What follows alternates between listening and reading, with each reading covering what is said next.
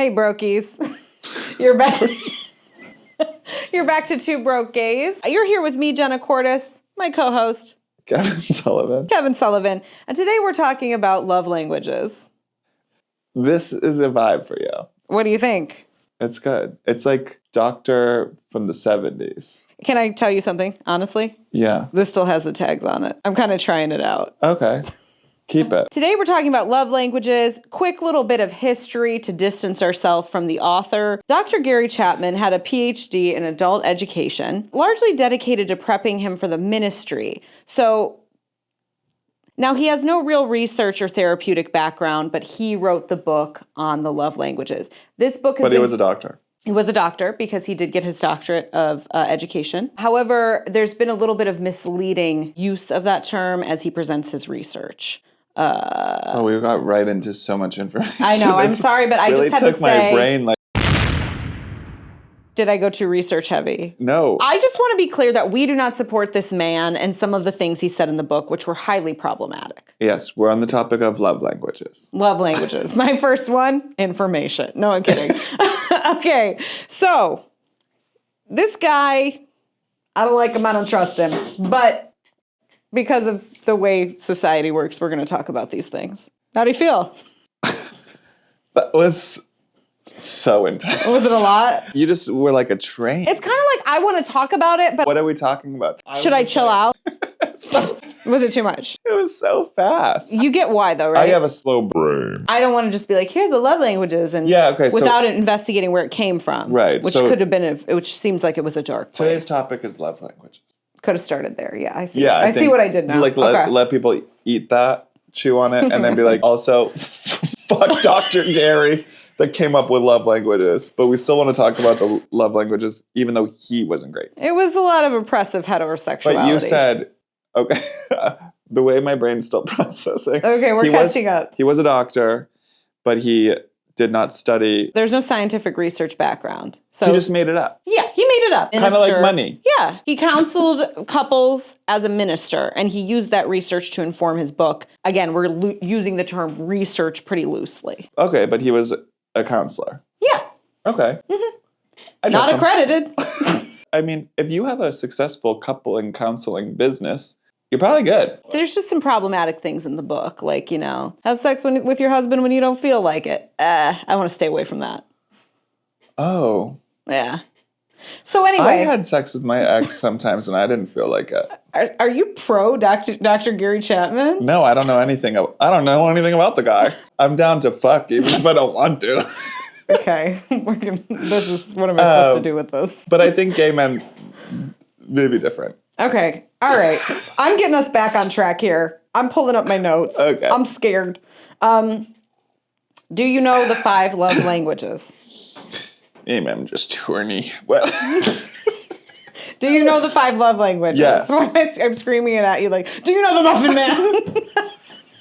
Didn't you put your name in the goblet of fire? Do you know? He said so softly. Do you know them? No. Yes, maybe. Okay. Let's see what you got. Gifts. Mm-hmm. Notice how that's up top. Okay, go on. Quality time. Mm-hmm. Words of affirmation.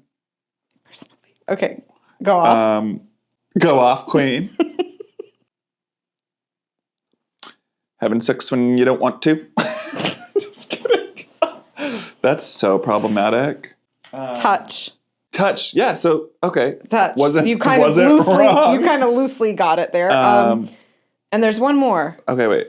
Sight. No, I'm kidding. This is senseless. Do you want me to tell you? No. What? Gifts, quality time, touch, words of affirmation, and let me come over and fold some towels for you.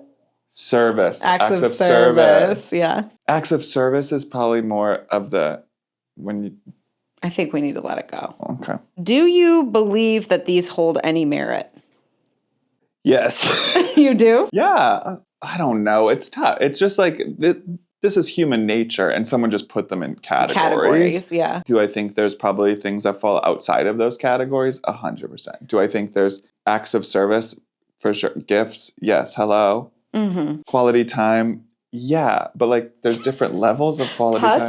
Yeah. Yeah. Hello. Do you think that the gay love languages are different? Because I know, like, for me, I'm thinking, like, a playlist, that's a love language. Okay, that's interesting. For gay men, I think it's letting your significant other fuck other people, but Okay, that's I'm a being love language. comfortable with that. GIFs, memes, sending videos. GIFs. GIFs. Oh. That's a love language? Kinda, don't you think? So communication? Yeah. Also, in the modern modalities. Yeah, but communication, I think, is just a part of a relationship. Can it be? It is language. It is language. So. Yeah. What is yours? I'm dying to know now that we have Let's guess. talked about pretty much everything but. Okay, I'm going to go out on a limb here and say GIFs. Nailed it. Is that, would you say that's your top way to like receive love? No, I think I like I like receiving acts of service. Okay. But like if I have to ask someone to do something, I don't like it. My ex once, I missed a flight, a whole luggage snafu, and he brought me a Moscow Mule, and when he picked me up from the airport, yeah, sure, open container, whatever. Also, was I an alcoholic?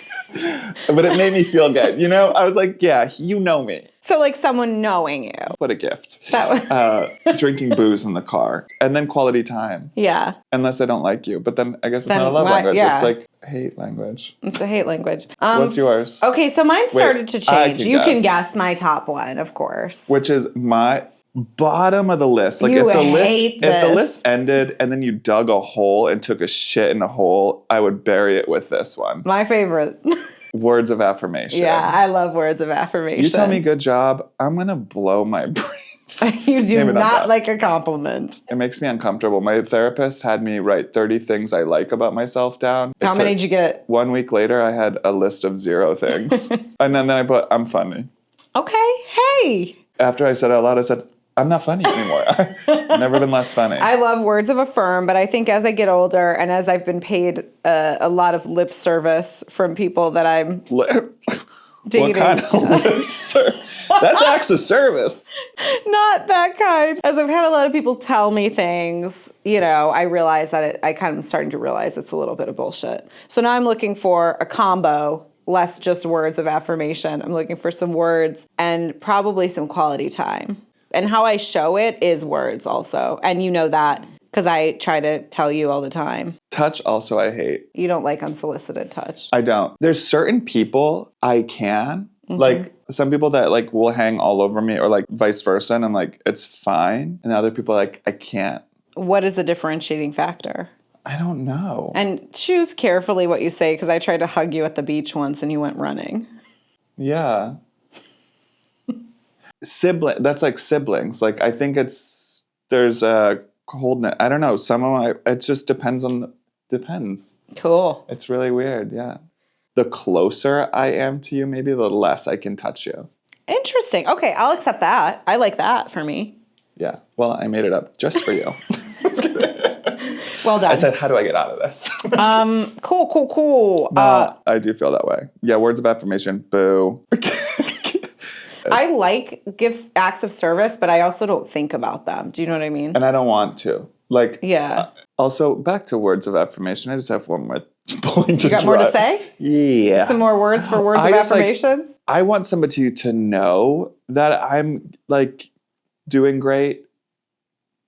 If you tell me, I'm like, no, I know you know. Like, I don't need you to tell me that you know.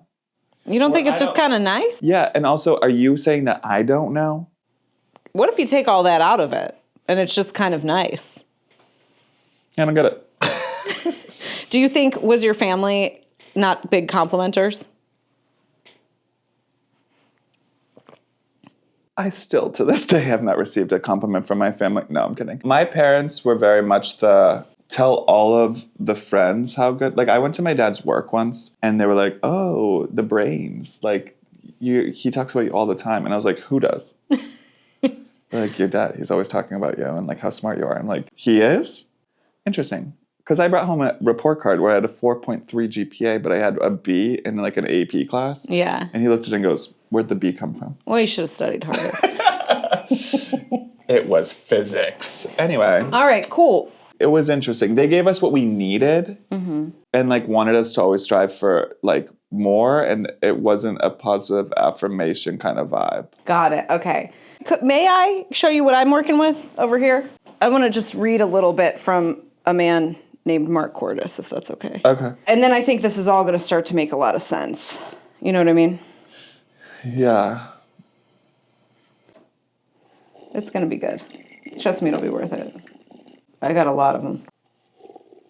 I take them all the time. I don't know. Just give me a sec, okay? It's going to be worth it. I'm not quitting. I believe in myself. All right. Let's see a good one. Where's the big good one? You do look like you're about to put on a 70s like rock show. Search faster. He's going to start roasting. At like a feminist movement. Well, I might be going back to that, so. Under his eye. I don't know. And maybe it is childhood trauma. Maybe I do need therapy, but words of affirmation do make me squirm. So I don't think I would like if my parents were like, you're doing so great. I'm like, well, now I quit. Why? Someone's like, you're so good. I'm like, now I don't want to do that anymore. Interesting. That's not my response. Okay, here's just like a typical one because I can't find a long And I one. like being bad at stuff. This is how it starts, okay? Okay. Missing you! Exclamation point. Gotta know what happens with Faith and Lauren. By the way, that's about 90 Day Fiancé before the 90 days, which is a show my dad and I watched together. He says, hope your trip back went well. Come home soon now. Wow, I love my AirPod Pros. The bass is incredible. That's just like a text about nothing with that much enthusiasm. When he really goes off about me, it's like, you're the best daughter, you're the best person, you are the CEO of ABC, which it's like, no, I'm not. But he's really inflammatory in a way that I like. Well, I really like words of affirm, but I've been tricked before, so now I'm trying to focus a little bit more on tangible things. gifts. Yeah, gifts. So do we believe in the love languages or no? I think it goes back to what you said at the top of the episode that like it's just a way of categorizing behavior. I think every person is kind of different and knowing them is the real love language. Thank you, Dr. CORTIS. Absolutely, no problem. Actually, maybe you look like a love therapist. Well, that is what they call me. No, they don't. No, they don't. They say stay away from her. I think it's interesting though because we do try to like attract like, oh, what's your love language? Gifts, and then we try to fit in. But I do think, like I was saying with touch, it's different with every person, every partner I don't have. But I do love a gift. Just throwing that out there. Yeah. For any future suitors. Do you think that your love languages have been at all influenced by your past life? And if so, tell us a little bit about that past life. I don't know what the Dr. Laura looks like on the radio. Am I giving that energy? This is Dr. Laura Lushlinger. Is that her name? I don't know. The love. She's like the love person. Anyway, I'm gonna stop telling you What I look who like? you look like. It's cool. It's fun. It's a love language. You look great. Thank you. My past life, okay, so I know, just like you knew, although I know specifically who I was, like you knew you were a truck driver. Yeah. I know that I was the unsinkable Molly Brown on the Titanic. No, please tell me. And it's backed by science. Can't wait. Can you tell me in the Brokies? I love it. I had a psychic tell me do my past lives, and she said I was on the Titanic and I survived. And also that I've always been in every life a gender bending rich lady.